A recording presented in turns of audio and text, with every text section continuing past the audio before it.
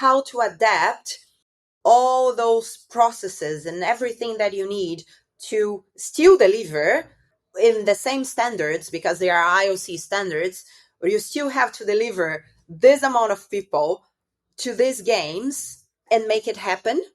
And you have a deadline. You cannot, like, you have the opening ceremonies. And for me, that's like, you cannot delay one day. It's there. So what do you have to do? And I had like almost 3 years. What do you have to do in 3 years in order to plan all this to make it happen? That was Bianca Berenguer, Senior Ops Manager for Event Labs in the Middle East. Bianca brings an impressive 18 years of experience in orchestrating unforgettable events across 4 continents.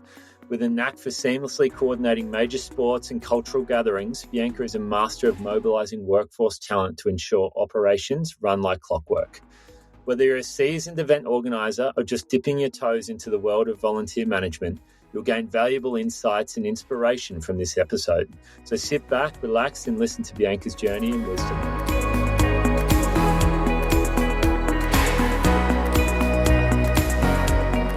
Bianca Berenguer, Senior Ops Manager at Event Labs over in Dubai. Welcome to the Engage Volunteer podcast. How are you today? Thank you. I'm good. Thank you. And thank you for inviting me. No, it's a pleasure to have you on. Dubai at the moment, but Brazil, Rio, born and bred. You've been, feels like all over the world, but loving Dubai at the moment. Is that right? Yes, Dubai's home now.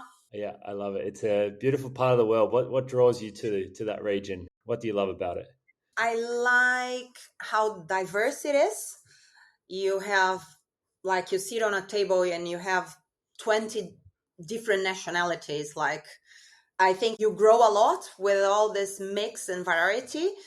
And people are just like very open to different things. Like, you are not same. People are just open with who you are, where you come from. There is no discrimination.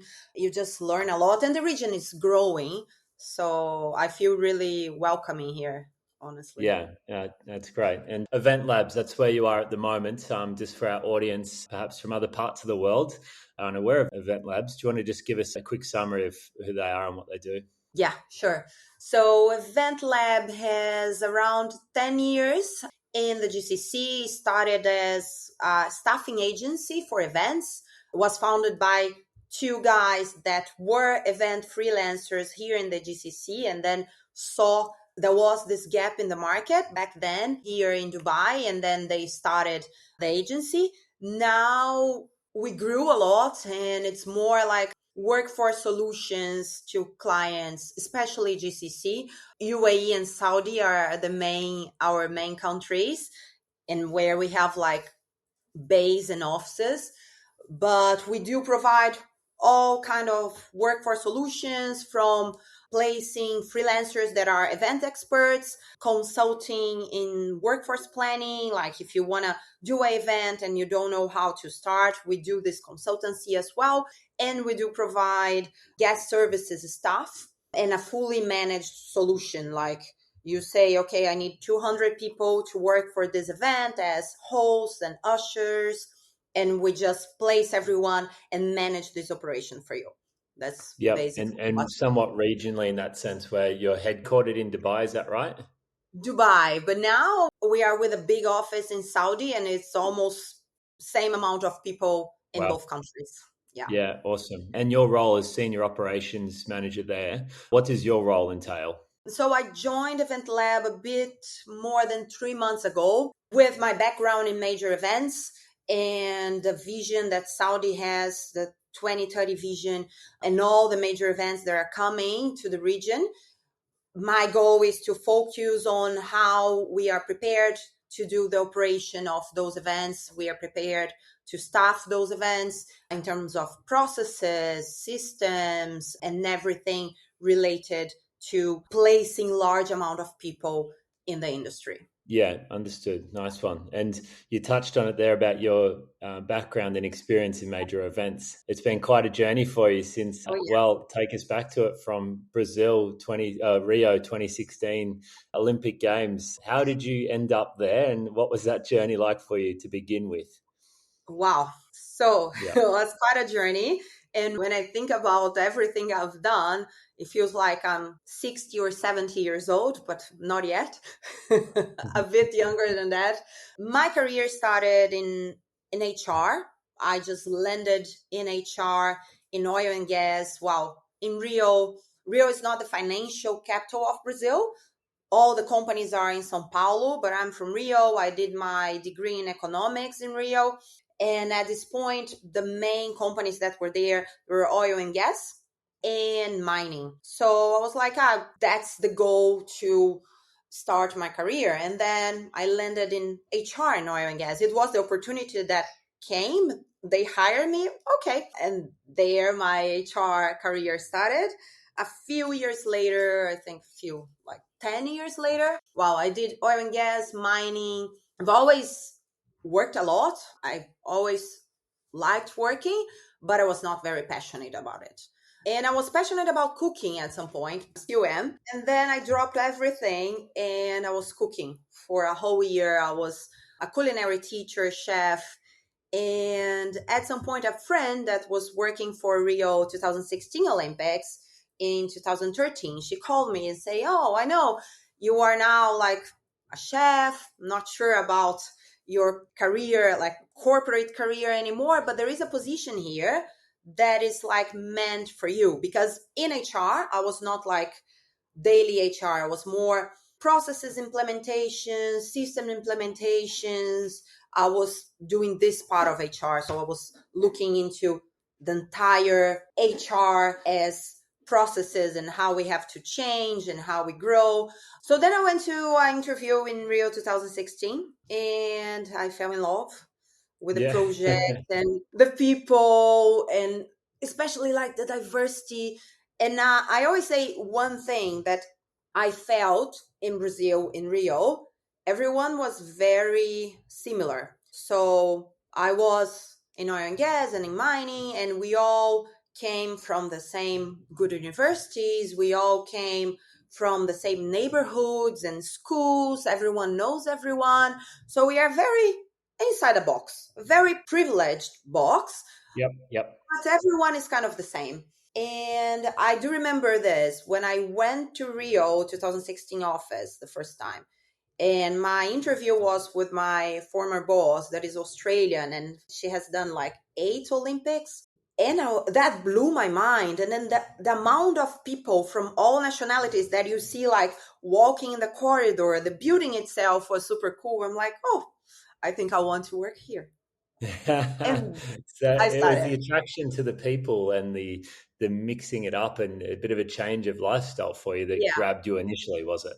And wow. And the challenge itself, like Yeah. how to deliver a project like Olympic project in Brazil. And then in my workforce side, so I joined as workforce operations at the time. Well, 3 years doing workforce operations for Rio. How do you manage the logistics and the operations of 70,000 volunteers, 7,000 paid staff, and more than 100,000 contractors? Like when you think of those numbers, it's insane. Yep. So that was the challenge. I'm like, yeah, Yeah. I'm up for it.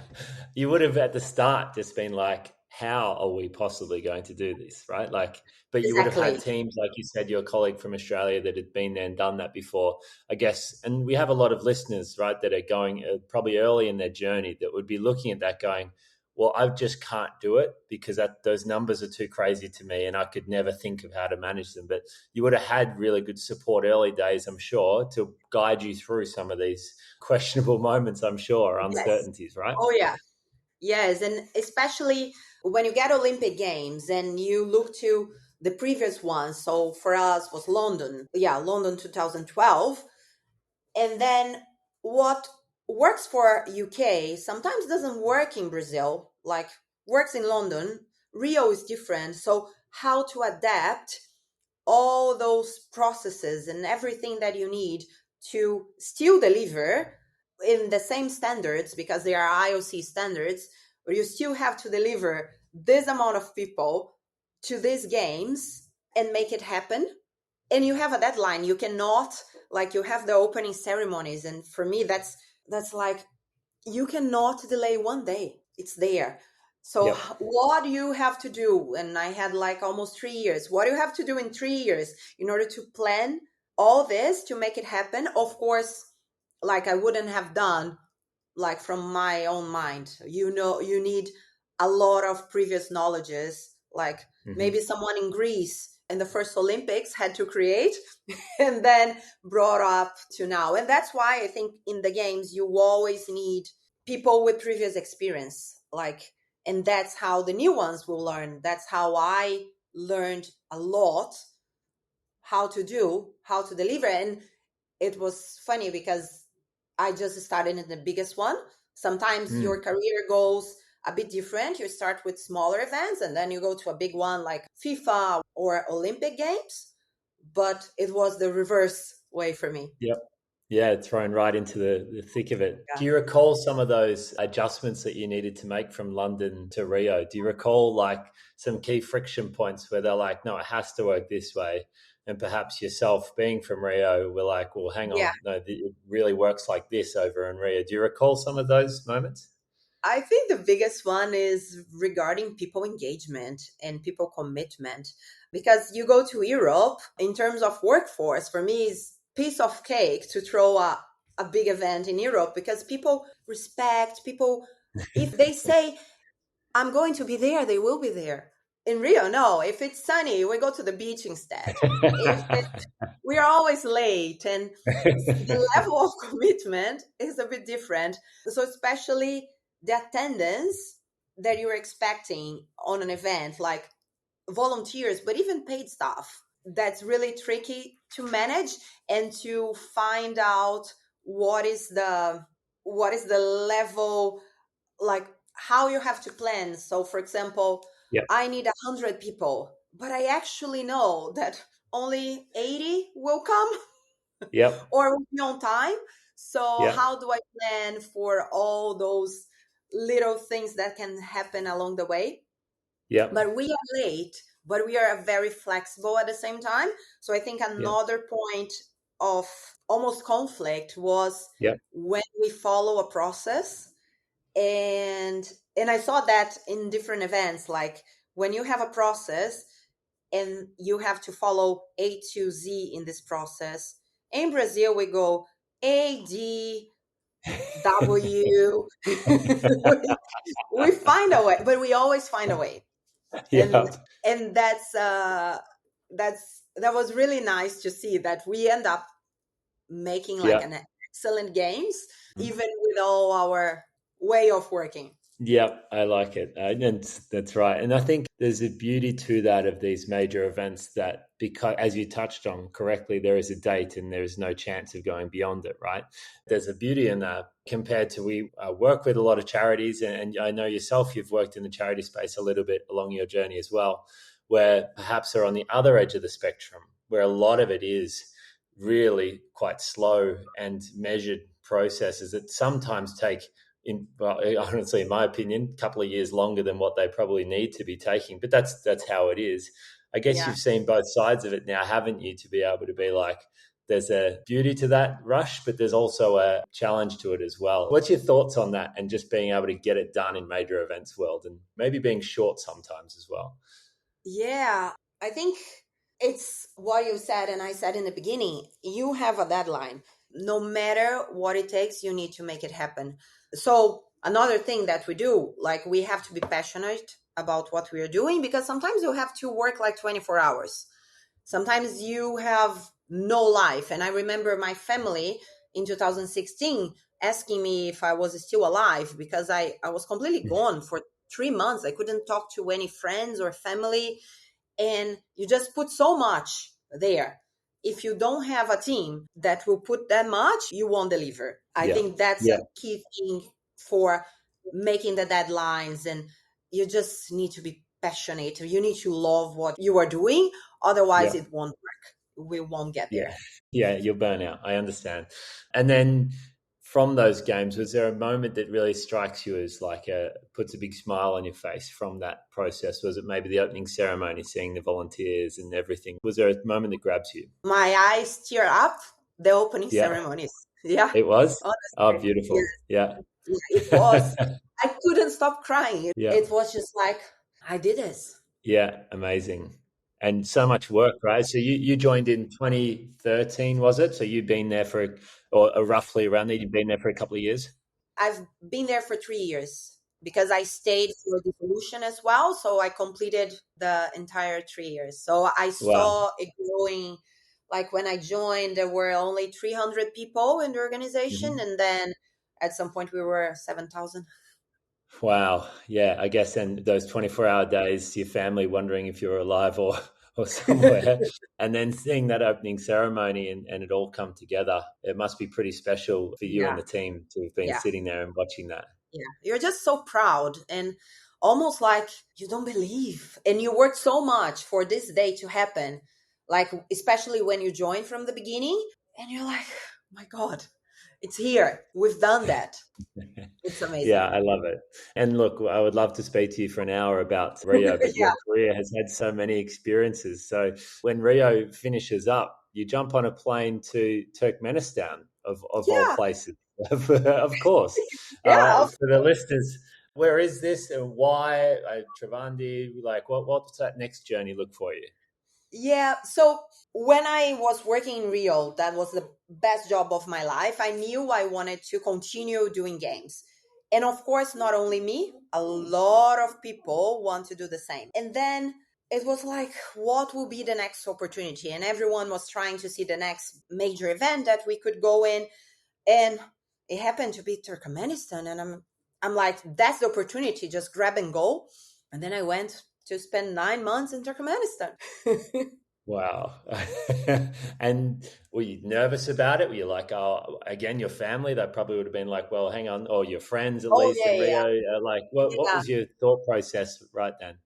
Well, people thought I was crazy for sure. Family and friends thought I was crazy. Like Turkmenistan. First of all, I didn't. Sorry, people from Turkmenistan. I love you, but I didn't know the existence of the country before Yep. before getting this job.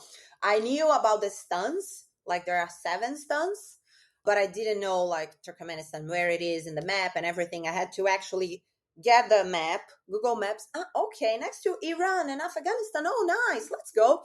But it was quite a Amazing. challenge. Yeah. And like first time actually living abroad, although I've worked like in other countries like Peru, Mozambique, Malawi, but I was not actually living there. I was spending a month and coming back. Turkmenistan was actually the one that I was living. And it was, of course, like a dictatorship. And when you start reading about the country, you're like, what I'm doing? Hmm. And I was the HR manager. So that Yep. was even harder. But it was what I say, it was more like a personal growth journey than professional. Professional was doing a bit of what you do, but at the end, it was more like managing people's mindsets, more like a Yep. psychologist that Yep. I'm not, but I Yep. became than anything else because the country itself was really tough. Like we were Hmm. living in a hotel, everyone living together in a hotel.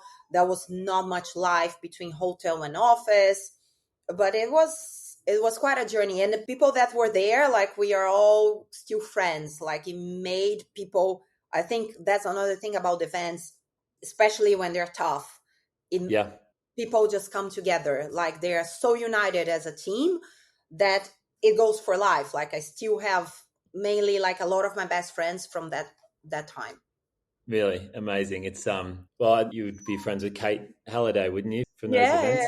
Yeah, yeah, and I recall speaking to her about her wedding that she had, and they had people from so many different countries around the world because I mean that's just naturally the life you guys are living now of meeting so many people from everywhere and going through such tough and challenging times that you become such good friends. That would have to be one of the most rewarding parts of this journey, I yeah. suppose. I think there is no country that I go to that I don't have friends at. It's Wow. amazing. Even like, yeah, the craziest ones. I will go and there will be someone working an event there. Yeah, amazing. And I mean, for on your breaks and your holidays, I'm sure you could just spin the map and select a place, and Yeah. you've got a friend to stay with or walk you around the new city. Yes, almost like that. Yeah. Now I Yeah, have so many people in Paris that I have a big FOMO that I'm not there.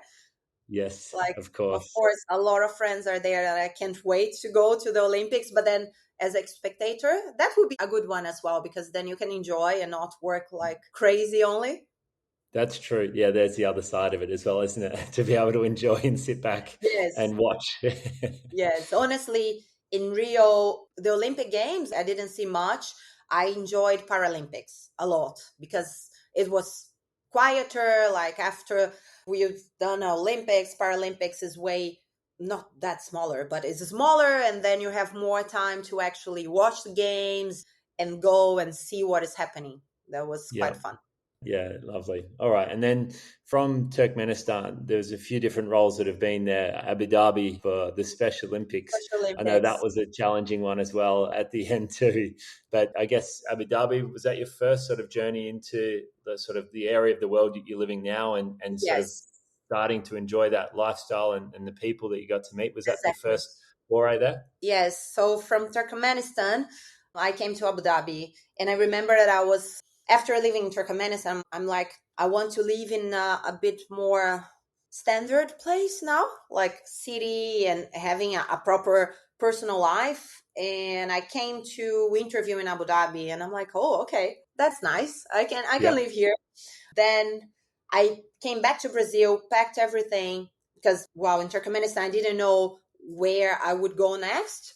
But when I got the Abu Dhabi gig, packed everything, grabbed Wow. my dogs, moved all the way to the Middle East. And then I did Special Olympics and AIFC Asian Cup here, yeah, in the first time. And it was, Special Olympics was tough. I think, especially, it was the first time I was coming into GCC and like understanding how the country works in terms of workforce. Again, I was back to workforce operations, planning to operations. I was doing the entire journey. And one thing that I learned, well, we have to throw like the MENA games, like a smaller games in 2 months. And that was crazy. But then after that, we're like, okay, now we understand how it works and what I have to do to make it work. And I think there are a lot of similarities between the workforce here and back in Brazil. Like, and you would never say Sure. so, but it is like, well, here they are always late as well. And you have to count on that. The people are always late.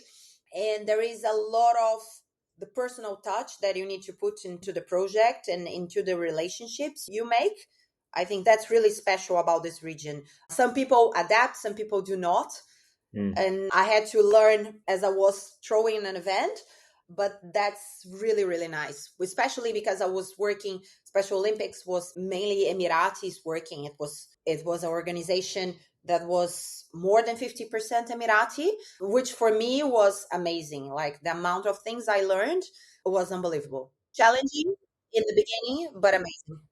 yeah, and different decision making process and timeliness of those decisions when Yes, you're on the front line with workforce and you've got thousands of people on one side of you, you're the bottleneck, right?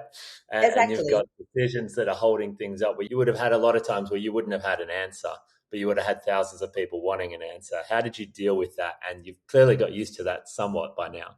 Yeah, and I think here the decisions they change so quickly. There's another thing about this region, like you can be ready to deliver an event in 1 week and everything in your mind is like, okay, perfect. And then someone higher will come and they'll say, sorry, change everything. Then you have like 1 week or even 24 hours to change everything. And of course, a lot of people depending on you and coming back to you with all those questions, and managing those expectations, I think, is the hardest part. And Hmm. trying to explain what is okay, what is not okay, but managing everyone asking you 10,000 questions about what is going to happen and what should I do in this situation. And you need to be creative, honestly. Sometimes you don't know what to do, but you just be Yeah. creative and go. Yeah, seriously. I mean, the region's going to get so many more events over the coming few years, and it's just driving more and more. So, for people that are interested in working in the region, have you got some advice for potentially young people coming into this journey that are early on in the process? You've touched on it, right, around the openness and being Yeah. flexible, thinking on your feet. But is there a couple of things that strike you at all? I think build the relationships, like always try to see where people you worked with are working, because then those people will bring you, and have your mind completely open. Like, because not only here, but if you go back to Europe, if you go probably to Australia, you just need to adapt to the culture. It's not the culture that adapts to you. I think that Hmm. was a really important thing that I learned. Yeah, Like, that is. again, when you have all the processes, is not the region adapting to the process, is the processes that need to be adapted to where you were delivering that event. Yeah, I think that's a very key piece of advice for Yeah. anyone that's and systems and everything about the way they go about it. And I think from there, correct me if I'm wrong, but you then jumped across to Germany, is that right? Yes. With the UN, so more on the charitable side.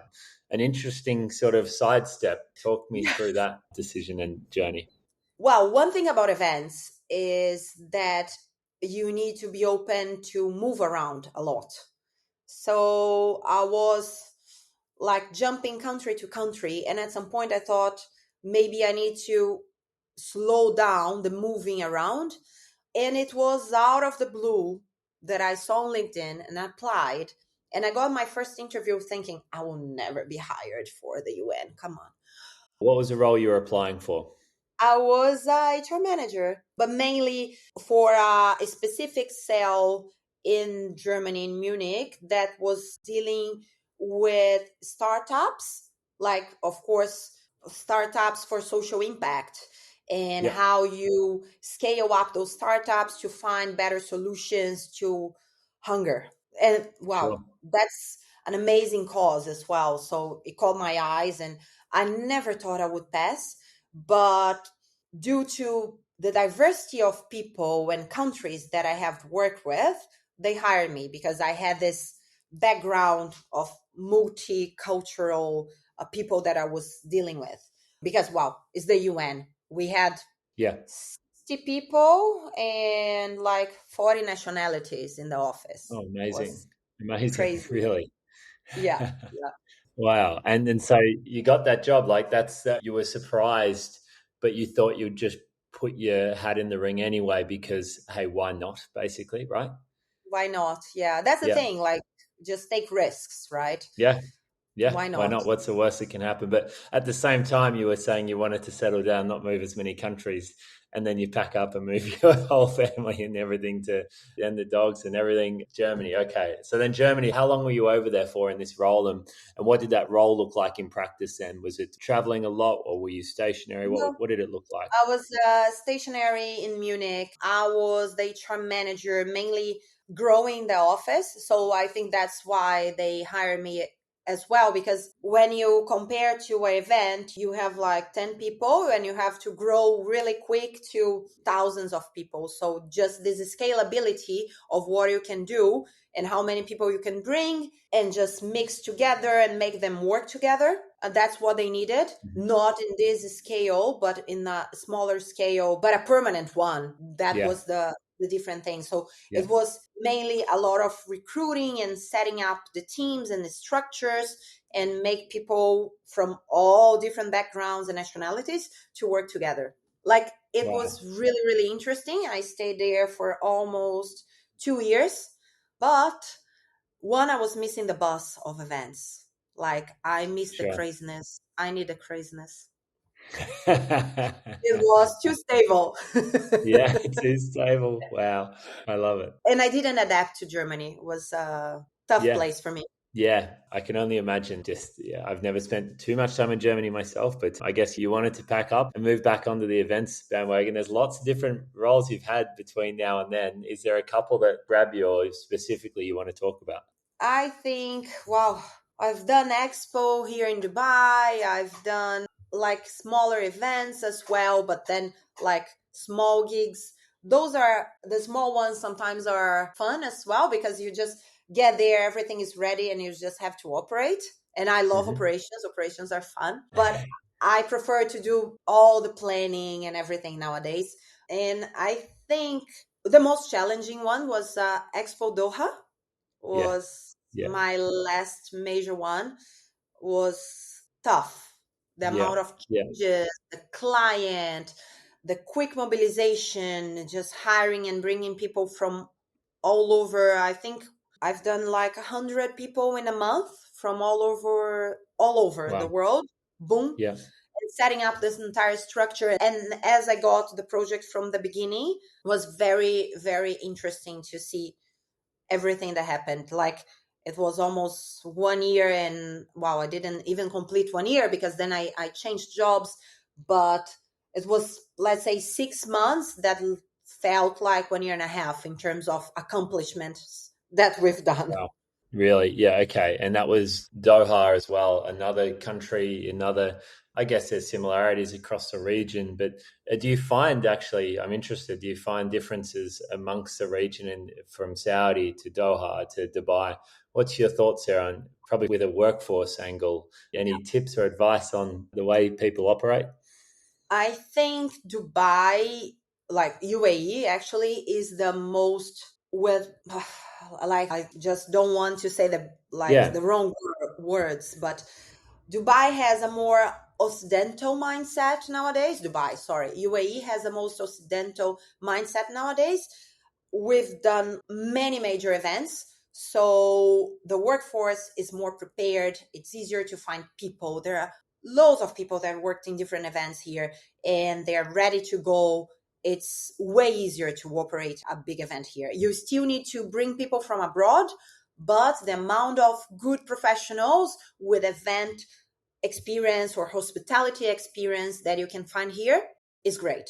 Like Paul Dubai, for example, I think the majority was hired locally, or Yep. at Yeah. least were previously here in another event and then came back to do Dubai Expo. Once you go to Qatar, and I was there for the FIFA World Cup as well, first thing, the country is way smaller, Yep. and they were not that prepared.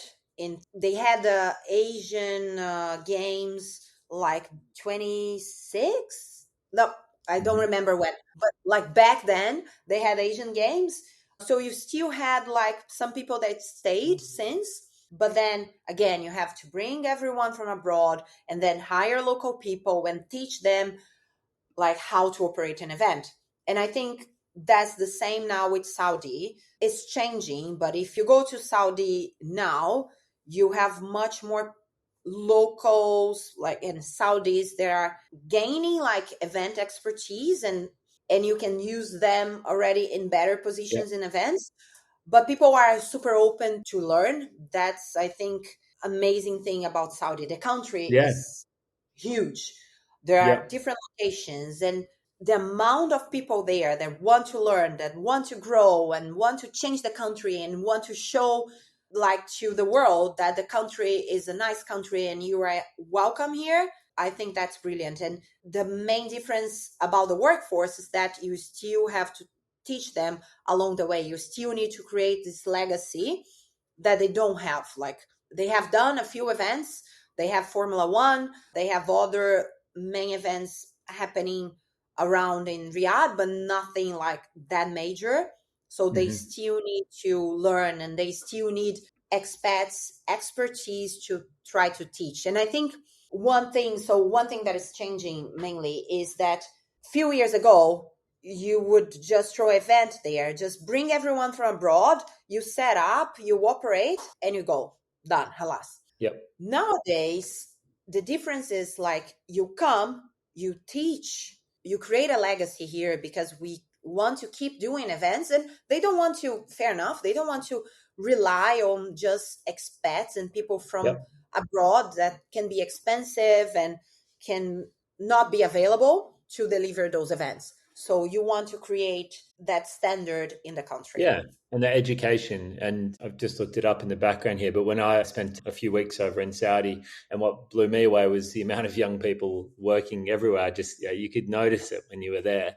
And the country itself has 16, 18 million people under the age of 30. Like, Yeah, it's that's a insane. massive population of people that want these events, but also can want to work at these events as well and volunteer and the casual staff at Yeah, these events now that I'm sure Event Lab and the team, you guys now, that's a big focus for you guys, right? Around yeah. that region. Talk to me about that education piece. You touched on it there about their want to listen and learn, but then also from your side, do you guys have a formal process you go about training new workforce? Do you bring in team leaders that do in-person trainings? Like, how do you personally go about educating workforce and team leaders as well?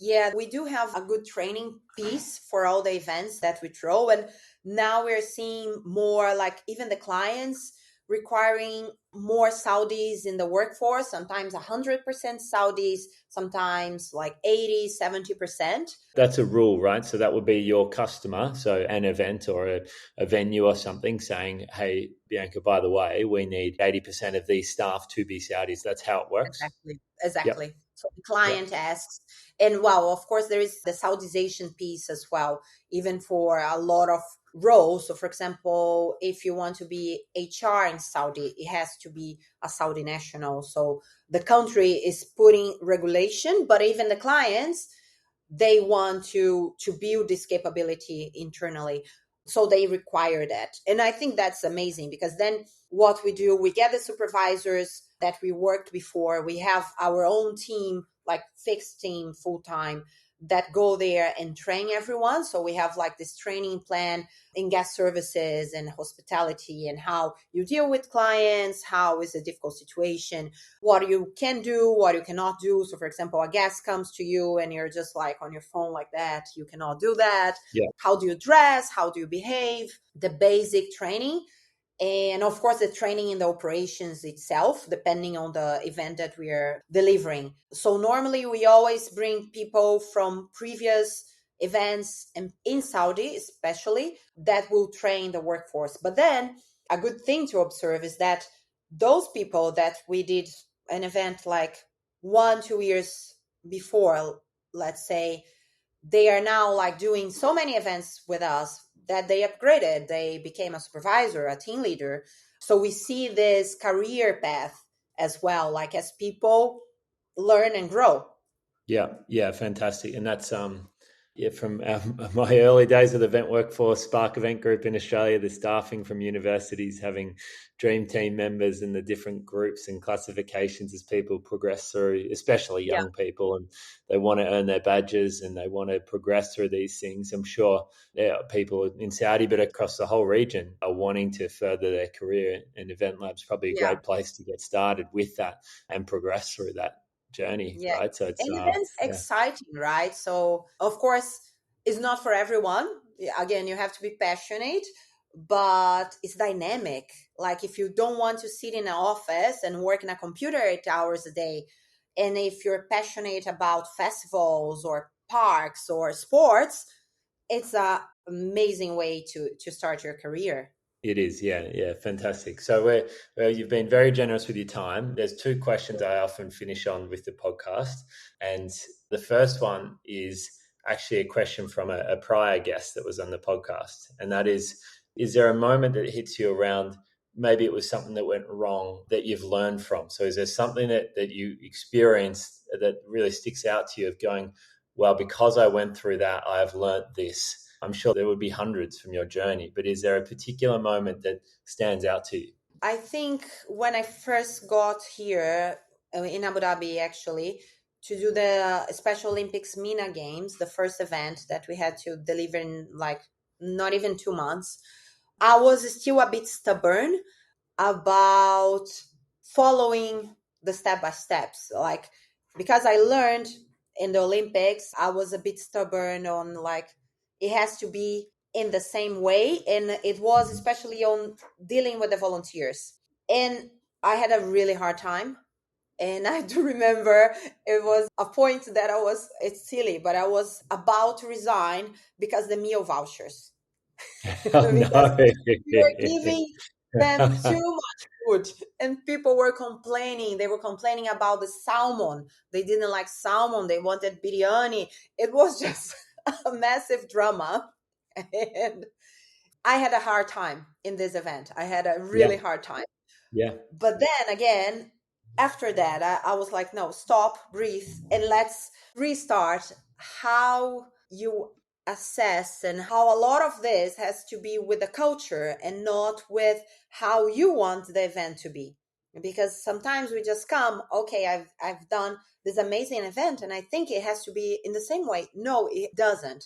So that goes the flexibility again, like in the process that has to adapt to the culture and not the culture to adapt to Yeah. the process. Yeah, I I like think it. that was my key learning. That's a good one. Uh, you could be back in Rio working in the kitchen again. You could be cooking again. Had you said Oh no yeah. meal vouchers must be done this way, it could be a very different journey for you. So you stuck through, but thank you for sharing that. Then the last one would be similar to the last. Is there a question that you would like to ask the next guest that's coming on? And there's a diverse range of heads of workforce, volunteer leaders, HR managers that are on this podcast. Is there a question that you would like to ask them for the next person joining us? It's a tricky one, so I'll give you a minute. Yeah, let me think. Wow. In managing people and events, right? I think, okay, and it's personally hard for me. It's how you balance for people that are starting their career and they are in your team and you want to make them grow. That's a hard question, but how you balance the amount of management Mm-hmm. and support and autonomy that you give to people in events, especially when you go to operations, because you cannot be there 100% of the time. Yeah.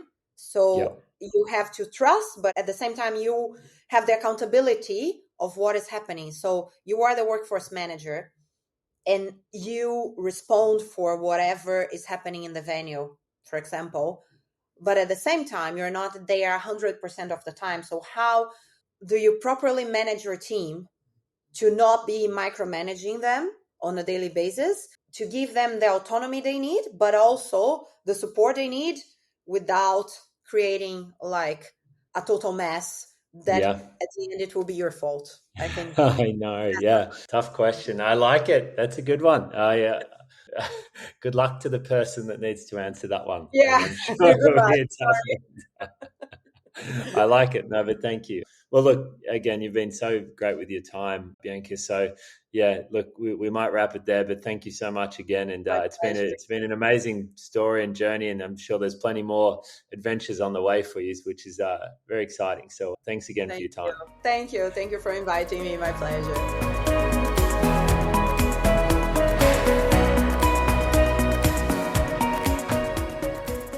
Thanks so much for listening to the Engage Volunteer podcast. Join us next time as we continue our journey through the world of volunteering. Until then, stay engaged and keep making a difference in your community.